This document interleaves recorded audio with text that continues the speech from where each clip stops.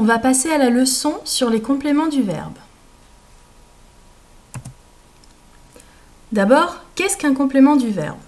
Comme son nom l'indique, le complément du verbe est une fonction qui sert à compléter un verbe, qu'il soit conjugué ou non. On pourra donc dire verbe plus quelqu'un quelque chose ou verbe plus à ou de quelqu'un quelque chose.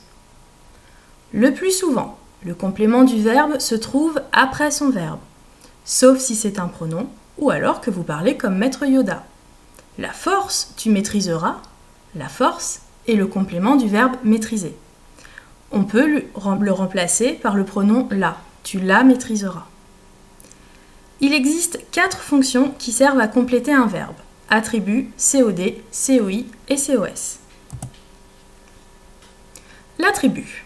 Il complète un verbe d'état, par exemple être, paraître, sembler, devenir, avoir l'air. La fonction attribut peut être assumée par un adjectif qualificatif, ce qui est le plus souvent le cas, mais également par un nom ou un groupe nominal.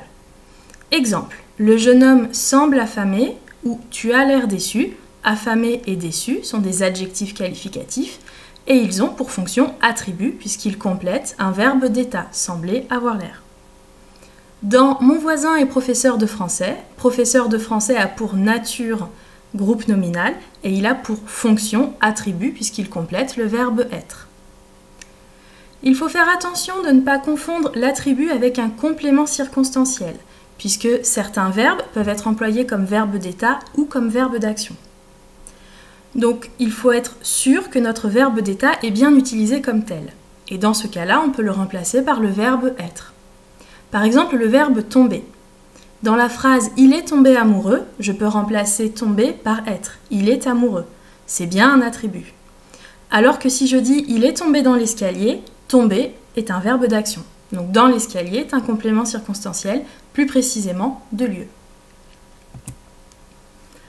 Le COD. Complément d'objet direct, complète un verbe d'action directement, c'est-à-dire qu'il n'a pas besoin de préposition. La fonction COD peut être assumée par un nom ou groupe nominal, ou un pronom, ou alors un verbe ou groupe verbal. Il faudra faire attention de ne pas le confondre avec le sujet. Contrairement au sujet, il ne fait pas l'action du verbe. C'est pour ça qu'on peut le remplacer par un pronom comme par exemple le, la, les, en devant le verbe conjugué ou non. Exemple, il déguste une glace à la fraise. Le verbe déguster est un verbe d'action. Il est complété par une glace à la fraise, groupe nominal qui a pour fonction COD. Je peux le remplacer par la. Il la déguste. Il faut aussi se méfier quand le COD est composé de plusieurs éléments, plusieurs groupes nominaux. Ces différents groupes nominaux ne forment qu'un seul et unique COD. Par exemple, dans la phrase « J'ai acheté des pommes, des fraises et des kiwis », certes, j'ai 3 groupes nominaux, des pommes, des fraises et des kiwis, mais ils forment un seul et unique COD qui complète le verbe « acheter ». J'ai acheté quelque chose, même s'il y en a plusieurs.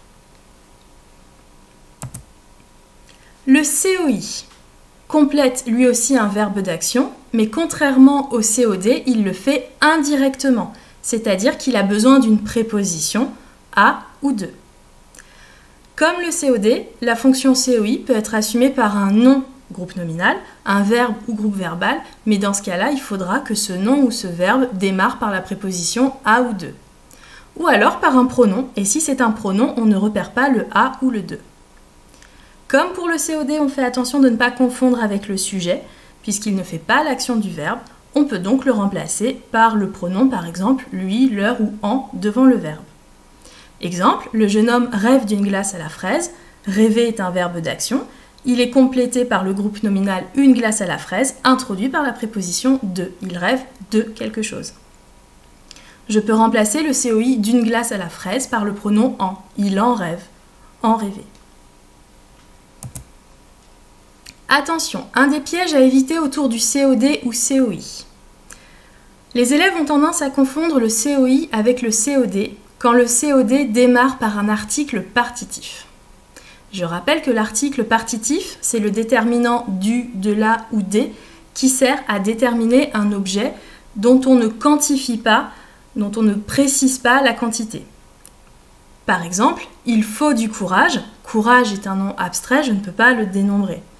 Ou si je dis il faut de la farine pour faire un gâteau, je ne précise pas combien.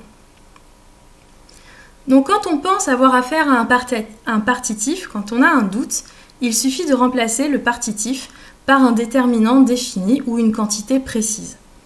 Exemple, je remplace il faut de la farine par il faut un sachet de farine ou il faut 100 g de farine et je vois bien que je n'ai pas besoin de la préposition à ou de. Ça veut dire que c'est un COD.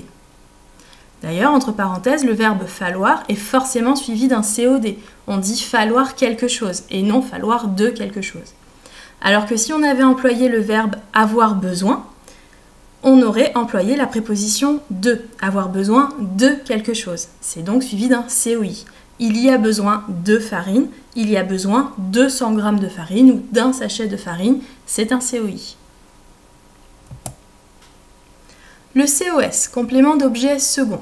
Comme son nom l'indique, c'est un deuxième complément dont certains verbes ont besoin, comme les verbes d'échange, du type prêter, donner, offrir, ou les verbes de parole, puisqu'on va dire donner quelque chose, donc complément d'objet direct, à quelqu'un COS. Ça veut dire que cette fonction ne peut être assumée que par un nom groupe nominal qui désigne une personne, un être vivant, ou alors un pronom qui reprend cette personne. Donc le COS désigne le destinataire d'un verbe d'échange comme un verbe de parole. Exemple, le jeune homme offre une glace à la fraise à ses sœurs. Offrir, verbe d'échange. Complété donc par un complément d'objet direct, on offre quelque chose, une glace à la fraise, et d'un COS à quelqu'un, à ses sœurs. Attention, second ne veut pas obligatoirement dire en deuxième position. Si je remplace à ses sœurs par le pronom leur, je vois qu'il passe en première position puisqu'il est placé avant le verbe. Il leur offre une glace. Attention, un des pièges à éviter autour du COS ou COI. Les élèves ont parfois tendance à confondre COI et COS, puisque tous les deux vont démarrer par une préposition. Donc il faut bien vérifier que ce qu'on a relevé et identifié comme étant un COS a bien un autre complément, sinon ça ne peut pas être un COS. Exemple, je me souviens de ma maîtresse de CP ou je me souviens d'elle. Donc certes, on reconnaît la préposition de, mais ce complément est tout seul. On se souvient de quelqu'un, de quelque chose, point. On n'a pas besoin d'un autre complément. Donc c'est un COI.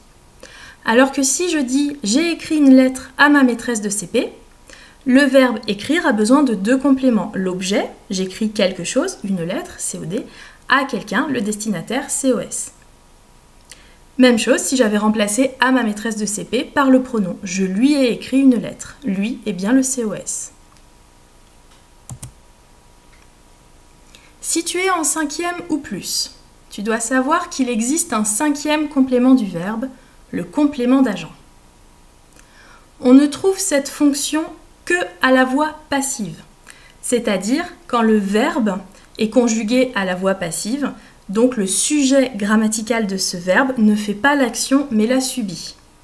Le verbe conjugué à la voix passive est composé de l'auxiliaire être conjugué au temps attendu et suivi du participe passé. Donc le complément d'agent sert à exprimer le sujet réel du verbe conjugué à la voix passive. Cette fonction est assumée par un groupe nominal prépositionnel, c'est-à-dire introduit par la préposition, le plus souvent par. Exemple, la souris est mangée par le chat. Cette phrase est à la voix passive. On voit bien que le sujet, la souris, ne fait pas l'action de manger. Par contre, le chat est le responsable de ce verbe. C'est donc le complément d'agent.